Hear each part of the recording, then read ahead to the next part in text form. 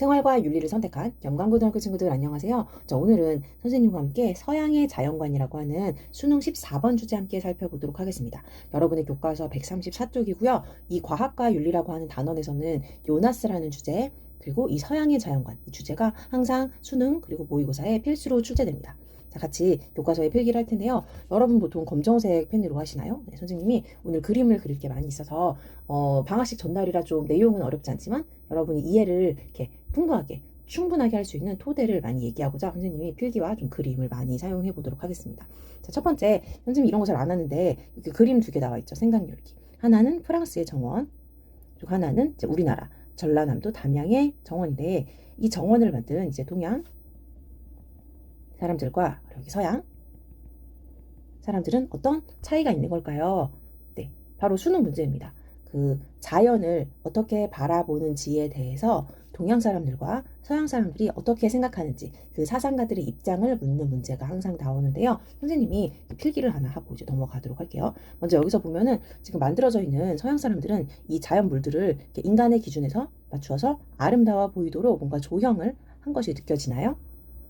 네. 이번에 동양은요, 그 자연 만물이 있는 것에 나머지 부분에다가 사람들이 살 수 있는 집을 만들고 이 풀조차도 그냥 자연스럽게 두었습니다. 이건 이제 조화를 나타내는 것이고요. 필기를 한번 해볼까요? 네. 먼저 자연이라는 대상이 있을 때 인간을 어떻게 두나요? 네. 바로 지배하는 관점으로 바라보는 것이죠. 할게요. 그 다음에 동양에서는요, 인간이 있고 그리고 자연을 바라보았을 때 네, 이렇게 할게요. 조화 그리고 공존 또는 자연물 안에 인간이 포함되어 있다 라고 하는 이 포함관계 기호 있잖아요. 이 그림까지 같이 표시해 주세요. 그래서 서양에서는 인간이 자연을 지배하는 것이다. 옛날부터요. 요즘이 뭐 다 그런 건 아니고요. 옛날의 자연관을 살펴보면 그리고 인간은 이제 동양에서는 조화와 공존의 관계를 중시했다. 그래서 여러분 이런 말 들어봤는지 모르겠지만 이제 서양에서 자연물을 이제 이용하고 활용하고 하는 것들을 이제 도구적 자연관이라고 써왔거든요. 잘 안 보이나요?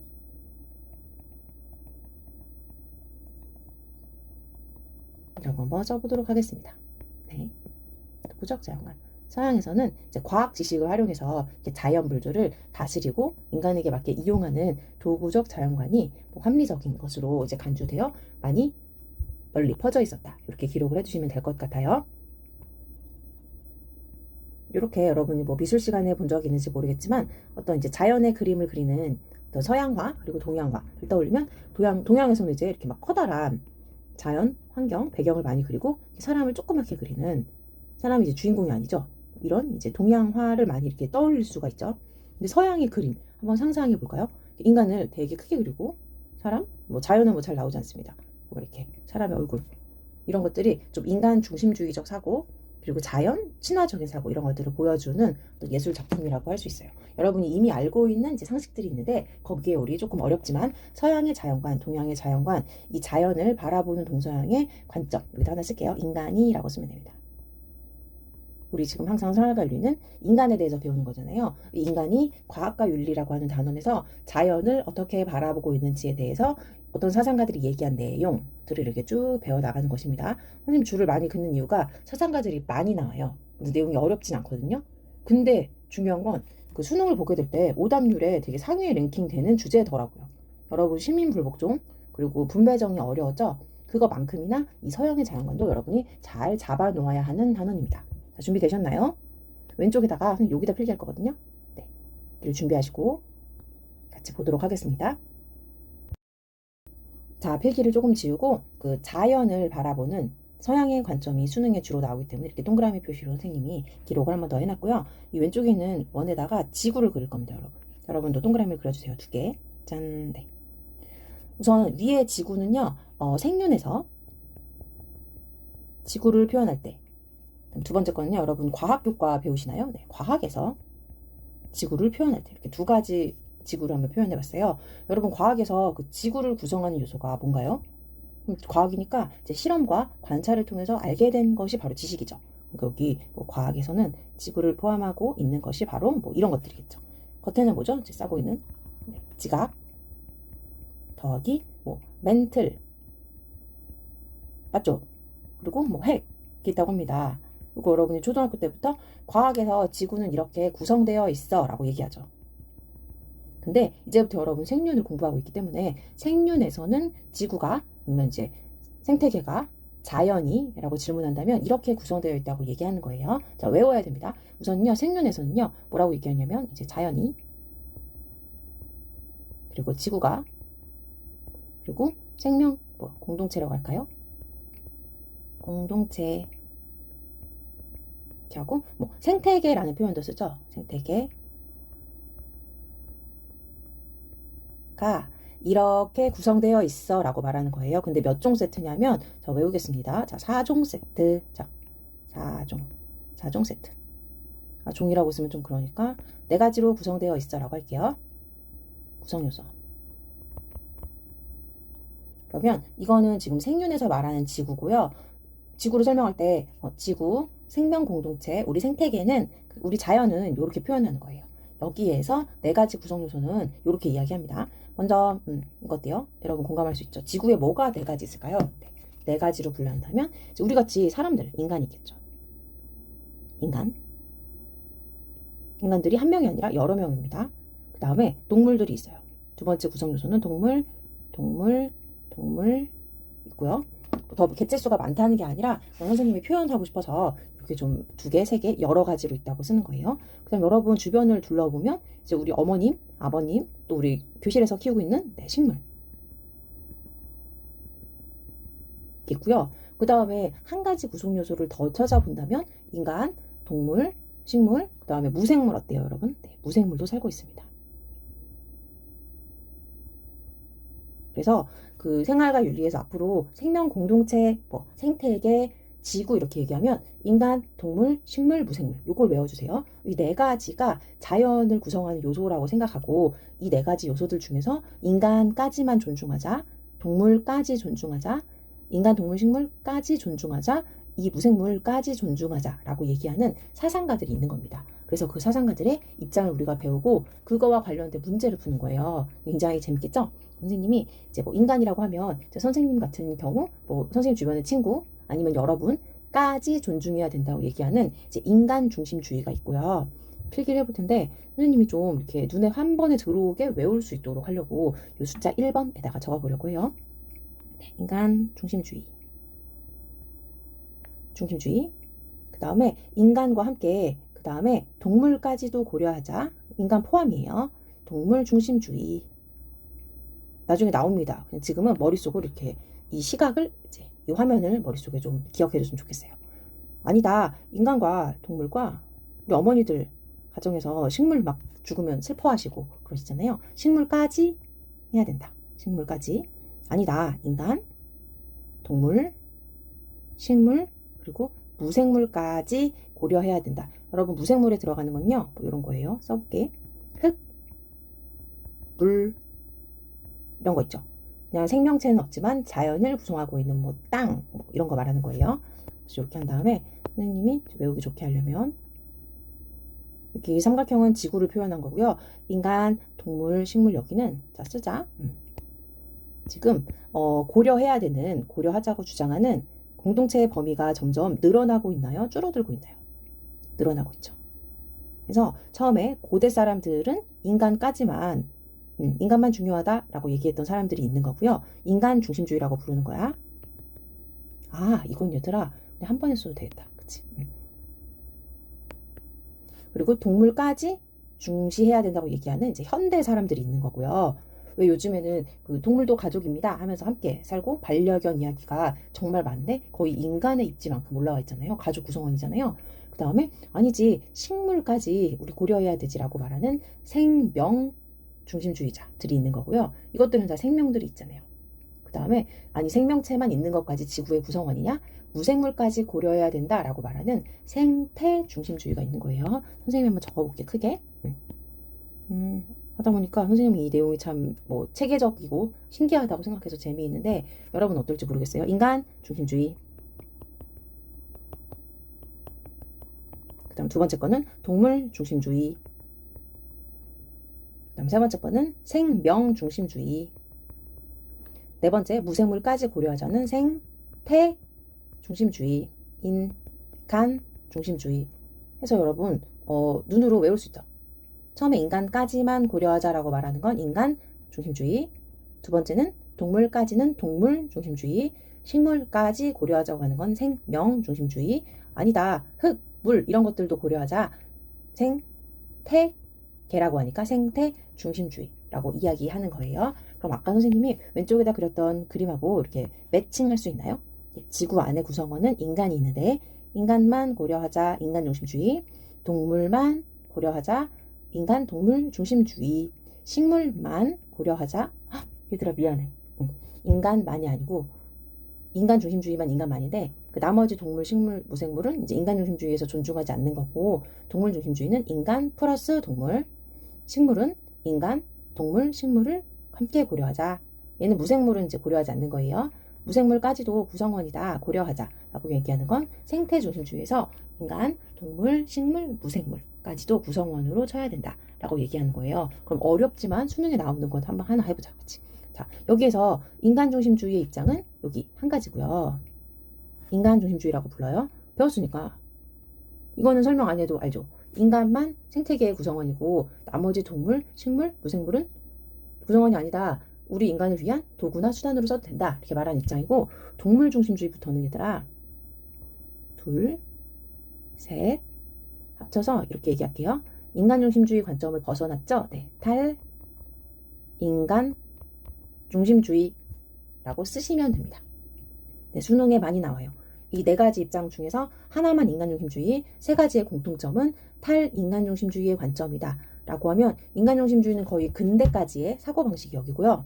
탈인간중심주의는 현대에 들어서 뭐 피터싱어나 이제 이런 사람들부터가 동물을 고려해야 된다라고 이야기하는 사람들이겠죠. 그러면 선생님이 글씨를 조금 더 작게 한번 써보도록 할게. 네. 인간중심주의 너무 중요해서 선생님이 썼는데 인간중심주의, 여기는 탈인간. 수능에서 항상 나오는 선지예요. 중심주의. 그렇다면 얘들아 선생님이 왼쪽에다 이렇게 조그맣게 지금 인간을 하나하나 따로따로 그렸잖아. 동물도 따로, 식물도 따로 그렸는데 인간 중심주의나 여기 동물 중심주의, 식물 중심주의, 뭐 생명 중심주의라고 이제 얘기하는 건데 거기들은 지금 이 지구 안에 있는 구성원들 중에 이렇게 하나하나의 개체들을 중시해요. 동물이라는 개체, 인간이라는 개체, 식물이라는 개체. 개체는 전체의 반대말이죠. 그래서 왼쪽에다 써볼게. 그래서 이렇게 쓰자. 보라색. 좋아요. 네. 여기 위에 나와 있는 인간, 동물, 생명 중심주의까지는 얘들아 이렇게 쓸게. 네. 개체론이라고 부릅니다. 지구에 구성원들이 있는데 구성원의 각각 하나하나의 개체를 중시하는 사고 개체론. 됐나요? 밑에 나와 있는 이 생태 중심주의는 개체론이 아니고 이 개체론을 반대로 하는 전체론이라고 해요. 근데 전체론이라고 하면 좀 말이 좀 이상해서 전일론이라고 불러요. 여기 써놓을까? 지구과학. 여기서 안 중요하니까 지우고. 전일론 무슨 뜻이에요, 선생님? 라고 한다면 써놓으세요. 네. 전체가 하나다라고 생각하는 사고.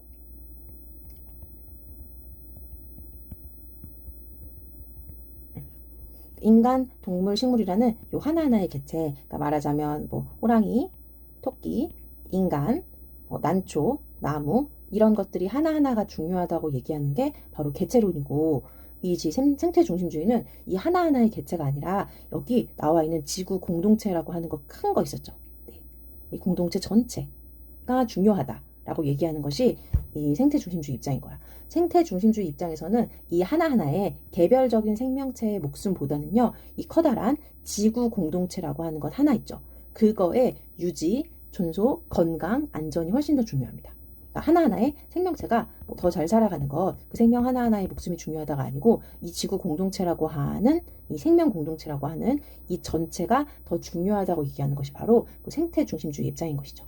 그래서 여기에 분류가 참 중요하거든. 하나는 인간 중심주의, 여기에서 세 가지는 탈인간 중심주의, 또 왼쪽에 세 가지는 개체론, 그리고 마지막 하나는 전체론. 이어서 여러분 생일 문제에서 떠올릴 수 있는 이거 뭐 순서도 문제나 아니면 벤 다이어그램 문제 아시죠? 서로 비판하는 거 라고 했을 때 공통점과 차이점이 가장 크게 드러나는 게 바로 이 두 가지 선지입니다. 선생님 나중에 선지 탐구로 프린트 만들어서 함께 공부하도록 할 테니까 이 내용을 반드시 머릿속에 담아놓고 또 넘어가도록 할게요. 먼저 동양에서 어떻게 바라보는지, 우리 이제 교육과정이 바뀌면서 우리한테 동양의 자연관 얘기가 들어오게 됐고, 원래는 서양의 자연관만 수능에서 항상 기출이 됐었어요. 그래도 잠깐 볼게. 우리 동양윤리 생활과윤리 처음에서 배웠으니까 그 비슷한 내용입니다. 자연을 상의와 화해의 대상, 그래서 유학에서는 유불도 아시죠? 네. 자연의 생명력을 도덕적으로 해석해서 인간이 자연을 본받아서 다른 존재와 타인에게 인을 실천해야 한다. 그러니까 그 성질인 거야. 자연의 성질이 뭔가 사람들에게 베푸는 성질이 있다라고 도덕적으로 해석하는 거예요. 근데 사실은 그냥 도덕적인 자연이 아니라 물리적인 자연 아니니? 비가 오고 또 아니면은 그냥 우박이 내리고 이러한 자연 현상들이 사실은 물리적인 건데, 유교에서는 도덕적으로 해석을 한 거지. 하늘이 노하여 비를 내렸다, 우박이 내린다, 이런 거 있잖아요. 또 가뭄이 오면 하늘이 우리를 지금 재앙을 내리려고 하는 것이다, 이런 해석들. 두 번째, 불교에서는요, 네, 연기설 기억나나요? 네, 모든 것이 연결되어 있다. 인간과 자연의 상호 의존성. 그리고 인간이 이제 그냥 인간들끼리만 잘 지내면 안 되고요, 모든 생명체에 자비를 베풀어야 된다. 그래서 이제 졸교 도는 거, 이제 연기설 배웠고, 또 아무거나 이제 죽이면 안 되는 거 불교에서 배웠습니다. 도가에서는요, 네, 천지 만물을 무위의 체계로 보고 인간도 인위적인 욕망을 버려야 된다. 자연의 일부이다. 자연의 순리에 따라 살아가야 된다. 이렇게 얘기하는 것이어서, 얘들아 알죠? 동양 뭐니라고 한다면, 네, 선생님 유, 불, 도예요 라고 하면서 여기 나오는 내용들 다 전부 다 자연 친화, 상의, 화해, 이런 단어들 동양의 단어로 기억해 주시면 됩니다. 자, 밑으로 내려와서 이제 서양 이야기 할 건데, 서양부터가 이제 얘들아 한 줄 한 줄이 주옥같이 다 수능에 나와요. 선생님하고 같이 한번 나가보도록 하자. 여기는 우선은 인간 중심주의야. 그래서 어디다가 쓸 거냐면, 여러분이 이제 교과서 옆 페이지를 살짝 넘어가 보면, 네, 인간과 자연에 대한 다양한 입장이라고 나오면서 서양 이야기 하는 건데, 얘들아 인간 중심주의라고 여기 이미 나와 있지. 그래서 그거부터 볼게. 외울 거니까 인간 중심주의 라고 해서, 네, 인간 중심주의 검정색으로 라고 한 학자가 여기 이렇게 나오지만 그래도 왼쪽에 조금 더 나와 있는 거야. 자, 앞으로 넘어와서 인간 중심주의라고 쓸까? 네, 인간 중심주의.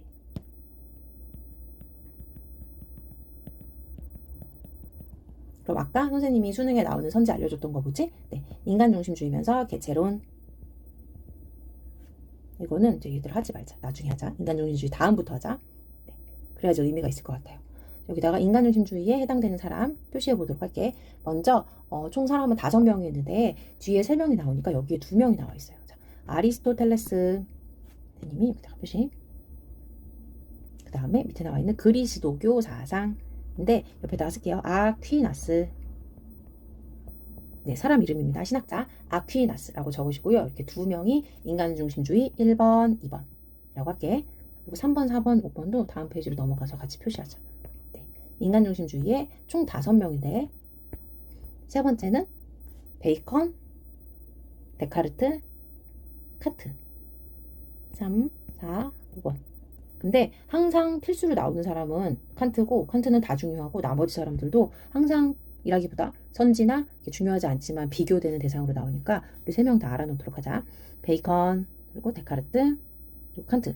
전부 다 공통점은 인간 중심주의자라는 것이고, 좀 소름 돋겠지만 알파벳을 옆에다가 써보잖아. 아리스토텔레스, 아퀴나스라서 선생님 인간 중심주의 저 5명 어떻게 외워요? 라고 하면은 알파벳 A, A, B, B 다음에 C는 없었고 D, 그 다음에 누구 있었지? 칸트니까 K. 그래서 알파벳 순서대로 한번 외워봐. 그러면 인간 중심주의 5명이에요.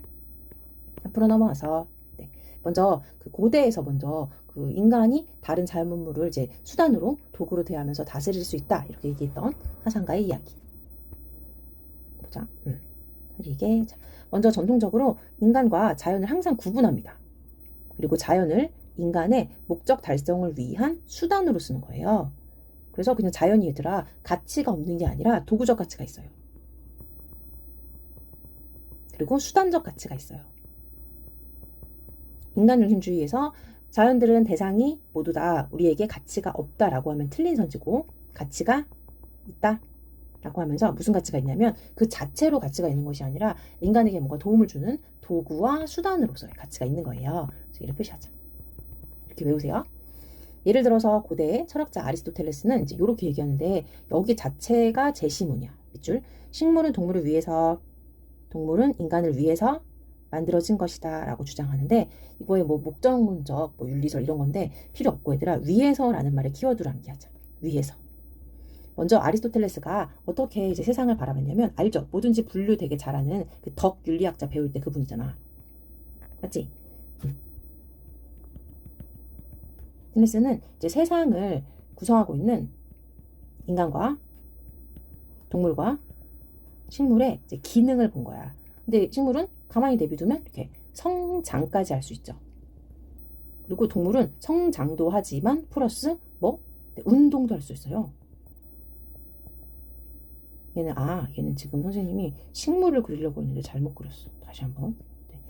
식물은 이제 난초 같은 거 혼자 이렇게 자라나는 거. 얘는 이제 호랑이 움직일 수 있잖아요.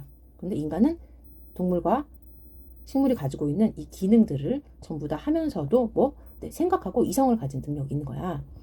그러니까 지금 얘네 존재의 특징을 봤을 때, 존재의 기능을 봤을 때 식물은 왜 존재한다고?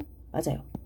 동물을 위해서 얘네 잡아먹고 운동까지 할 수 있게 도와주는 거지. 인간과는 왜? 살고 있는데 식물과 동물이 인간을 위해서 살고 있다는 거예요. 위해서. 그들 나름의 삶의 목적이 있는 게 아니라 인간의 생존을 유지하고 이성적인 인간이 나머지 존재자들을 이렇게 지배할 수 있도록 그 논리를 만들어준 거지. 근데 생각해보세요. 생물이 태어났을 때 그 생명체들이 다 인간을 위해서 존재한다고 말할 수 있을까? 없을 텐데 이거는 고대 사람들의 이제 그런 인간중심주의죠. 그리고 서양의 사고니까 여러분이 이거 무슨 이야기지라고 하지 말고 그냥 이 사람들이 그 당시 그렇게 생각했다라고 이해하시면 가장 마음이 편안합니다. 그 다음에 그리스도교에서는요, 이제 이번에는 볼까? 자연이라고 써있네. 자연은 신에 의해 창조된 것으로 자연 만물이 있는데 이제 동물, 식물 이런 거 말하는 거야. 신이 나오면 중세 이야기야, 얘들아. 중세. 그리스도교는 고대가 아니라 중세라고 쓸게. 인간이 신의 명령에 따라서 관리해야 될 대상이자 신의 섭리를 발견할 수 있는 대상으로 보았다. 라고 한다면 신은 누구죠? 네, 바로 그리스도교에서 말하는 하나님. 기독교 하나님 말하는 거예요. 그러니까 자연 만물은 어떤 대상이냐면 인간이 하나님이 우리에게 주신 거야. 신에 의해서 창조된 것. 그래서 신이 우리에게 명령을 하셨어요. 어떻게 하라고? 네, 관리해야 될 대상, 그 다음에 신의 섭리를 발견할 수 있는 대상. 그러니까 하나님께서 인간에게 어떻게 하라고? 네, 정복하라, 지배하라, 네, 라고 얘기를 해주는 대상이 바로 자연입니다.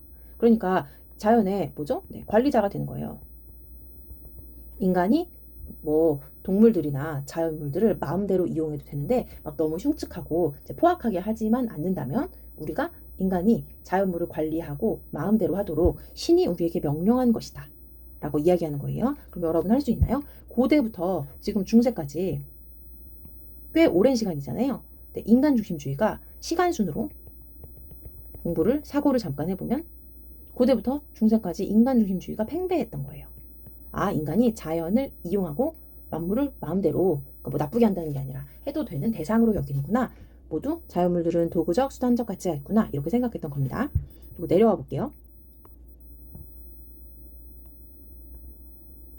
얘들아, 그 아퀴네스 이야기 다시 쓸게. 아퀴나스의 이야기는 그 수능 여러분의 교과서 60 이쪽을 가서 아퀴나스의 이야기를 한 번 더 읽어보세요. 중세 인간중심주의자인데 동물 실험이란 단어에서 나와 있거든 한번. 그래서 한번 찾아서 꼭 읽어봐야 됩니다. 읽기. 네, 시험 범위 포함이니까요. 네, 볼까요? 첫 번째 줄 서양에서는 다시 한번 자연과 인간을 구분하는 거야. 근데 자연에 들어가는 거 우리 뭐였지? 네, 동물, 식물, 무생물 이런 것들과 인간을 구분해서 생각하고 자연을 합리적으로 바라보고 있지만 어떻게 한다고요? 인간을 이제 위한 도구로 생각하는 거죠. 인간의 삶을 이제 유용하게 하기 위한 도구들. 따라서 우리는 서양의 자연관으로부터 과학적이고 합리적인 태도는 수용해야 되는데 자연 자체가 얘들아 뭐가 있지? 네, 본래적 가치를 가지고 있어요. 인간을 위해서 수단이나 도구로 쓰일 만한 것이 아니라 그 자연물 자체에도 식물 자체에도 그 다음에 어흥 호랑이 같이 안 생겼는데 네, 자체에도 가치가 본래적으로 있는 거죠. 내재적으로 가치가 있습니다. 다른 것들에 의해서 부여되는 가치가 아니라 그것들 자체로 인해서 가지고 있는 가치 있어서 동양의 자연관에서 강조하는 자연과 공존하기 위한 지혜도 찾아야 된다라고 얘기하면서 이제 밑에 더 인간중심주의 내용 자세하게 나오니까 살펴보도록 할게. 여기가 중요해서 선생님이 지우고 한번 시작해 보도록 할게요. 네, 아까 이제 외우기로 한 거 기억나지? 인간중심주의는 A, B, D, K.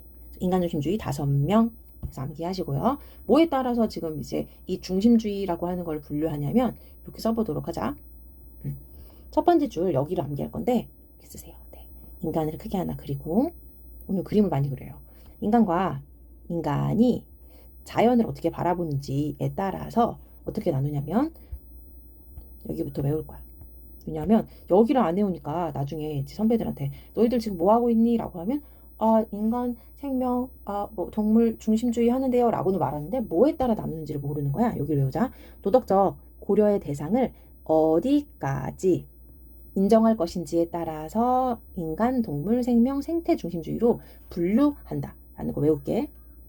다시 한번. 우리가 자연의 관계, 인간과 자연의 관계를 배우는 건데 뭐 하는 거예요? 라고 질문하면 선생님 자연에는 인간, 동물, 식물, 무생물이 있어요. 4종 세트 외웠죠? 네. 그랬을 때 도덕적으로 고려해야 되는 대상, 그러니까 여러분 잘해줘야 되는 대상을 어디까지 인정할 것인지에 따라서 인간 중심주의냐, 동물 중심주의냐, 식물 중심주의냐, 무생물 중심주의냐. 아니구나. 인간 중심주의.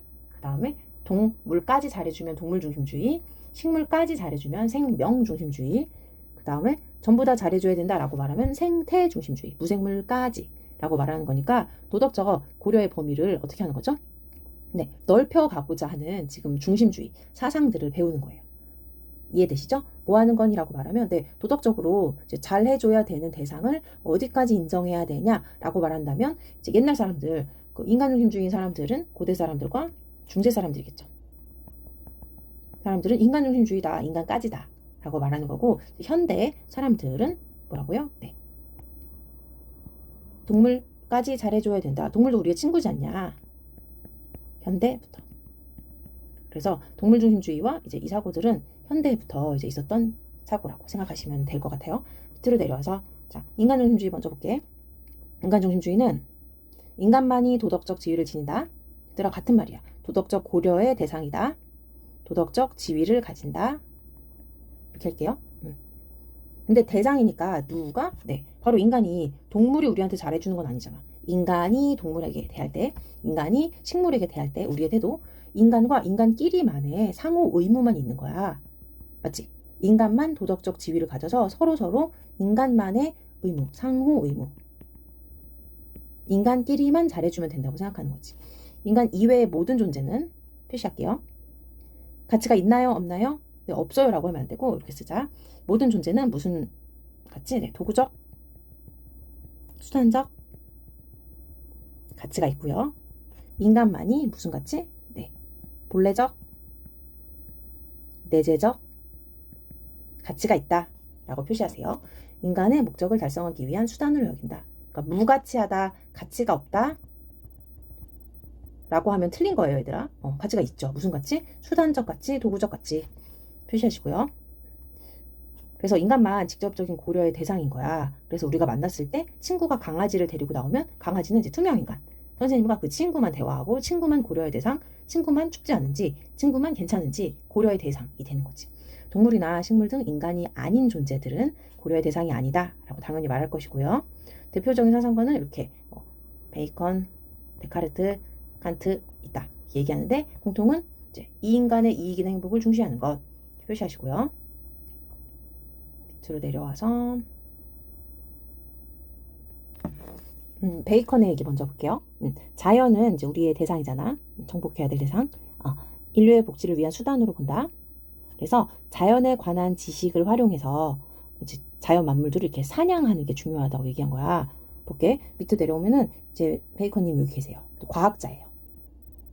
근데 과학자.